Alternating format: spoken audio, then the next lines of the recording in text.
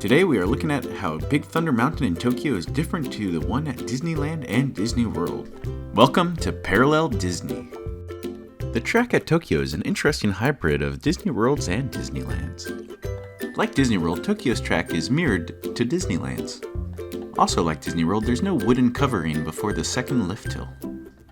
However, conversely, at the second lift hill, we are no longer going into a building, but going to the side of it and under a tower like at Disneyland. On that note, we also find a couple of new shacks, and the tower is much farther up the track. We are also making that U-turn instead of the figure eight that is found at Disney World. Unique to Tokyo is how there is no tumbleweed nor Rainbow Ridge. The later layout of the track is also different, and this included the move of the hot springs. When comparing Tokyo's Big Thunder Mountain to that of Disneyland's, we notice a huge difference and can easily tell them apart. When comparing to Disney World, however, it gets a little bit more difficult to be able to determine what dimension you're looking at. However, if we look closely at this tight layering of rocks, we find that Disney World has greater detail. The layers also appear to have greater contrast than that of Tokyo Disneyland, but I wouldn't necessarily rely on that because that may be an effect of the lighting conditions. And now for a quick look at the queue. Once again, you'll find antique mining equipment scattered throughout the queue. A fun minor element of this queue is that you'll actually find yourselves going over the tracks, instead of under like you did at Disneyland, or not at all like at Disney World.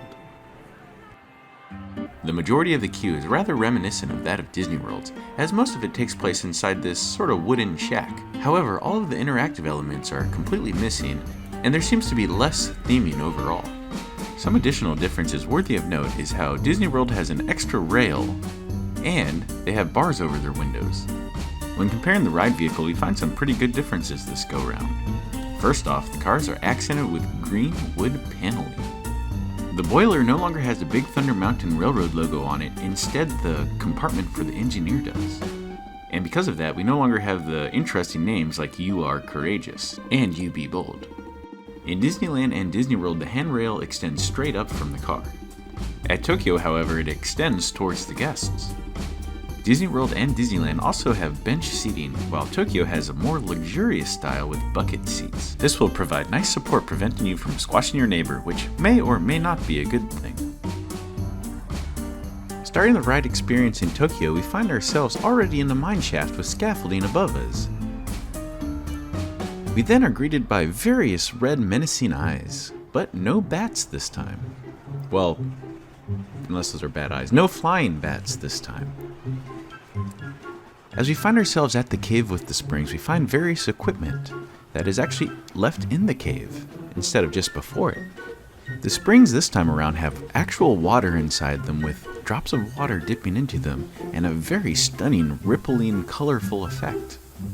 While on my research expedition in Tokyo, I was fortunate enough to be paused on the first lift hill and able to get this great footage of the springs. I find it quite incredible how there's actual dripping water in the way the light reacts to it. Normally in these comparisons, I don't like to say who did it better, but come on. I wonder how Paris will compare. As we get to the split waterfall, in Tokyo we find itty bitty stalactites. Disney World has much larger ones, and land doesn't have any at all. Once we find ourselves outside the cave, we find various cacti this go around, unlike at Disney World where we only saw saguaro. As we get to a portion where we go over our own track, we find that at Tokyo and Disney World we're right on the edge, but Disneyland has a bit of a buffer. Eventually, we'll find ourselves going under our own track, where we find Tokyo has the thickest support structure. Disneyland support goes down to the ground, and Disney World goes into the rock face. At this point, things are more like Disneyland as we find living trees as well as going under the possums. In Tokyo, we find that the coyotes have more rock above them. As we go through this cave, we exit without going through a wooden structure like at Disneyland, and it's a bit more like Disney World in that way. Unique to Tokyo are the two wooden shacks that are on the left. As we get to the lift hill, we go under a tower like we did at Disneyland. Though the tower was more like Disneyland, the rest of the lift hill experience is like Disney World, as you find it pretty void of animals on the way up, and there isn't the shelf with equipment. And once you get to the top, you are confronted by rams. As you go around the bend, you'll find a facade rock wall that restricts your view at Tokyo that you won't find at Disney World or land. This wall may not hold back any Huns, but it is rather impressive that it goes the length of the entire attraction. At this point of the attraction, there's nothing too much to slow down and take a look at. All there really is to see is the variations between the shapes of the caves and the rockwork. As we go around the curve before the second lift hill, we now find ourselves being suspended over water, which was not the case at the other parks. Here's a quick little composite so that you can compare the scene right before entering the lift hill. The picture for Tokyo was taken from the Western River Railroad. Because of this picture, we can see that there is a sign on top of the entrance. Unfortunately, I couldn't find anything verifying if it said Big Thunder Mining Co. like at Disney World. However, also thanks to the Western River Railroad, we are able to see that there is a Big Thunder Mining Co. sign on the back.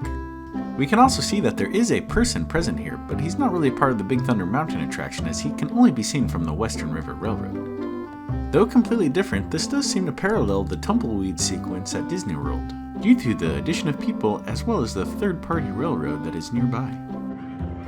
As we find ourselves entering the mine shaft with the third lift hill, things are once again more in line with Disney World than they are Disneyland. There's no red lanterns, fuses, or dynamite to be seen. But there is an earthquake and the track gets sheared off, just like that of Disney World's. However, in Tokyo, the mine wasn't completely tapped as we see some gold has been left behind. An additional unique feature to Tokyo is how there's no door at the exit. From this point on, Tokyo goes by its own playbook when it comes to the track's layout. As we go around the bend, we pass by some hot springs, which once again are in a different location than they were at Disney World. We then find ourselves in a cave. Through a hole in the cave wall, we can see a waterfall, which I strongly believe to be the one at the first lift hill that you go through. I've come to this conclusion because you're right next to the first lift hill. After passing this waterfall, we're now confronted by flying bats, which were missing earlier on, but it's nice to see that they are still here. As we exit the cave, we're greeted by a familiar dinosaur fossil. Something also rather intriguing with this portion of the ride is how it's both a hybrid of Disney World and Disneyland, as we're going through hot springs and we splash into the water. As we enter the next cave, we find ourselves on top of that scaffolding that we saw at the start of our journey. As the ride wraps up, we just go around the Q building and under some of the walkways. This concludes the report on Big Thunder Mountain in Tokyo Disneyland. If you have a suggestion for future Parallel Disney reports, please leave it in the comments. Also, I am transferring, so it will be around a month before I can get another Parallel Disney comparison out. However, I believe I will post some of my research videos that I've taken over the years just to keep the content coming. Have a good day and see you next time.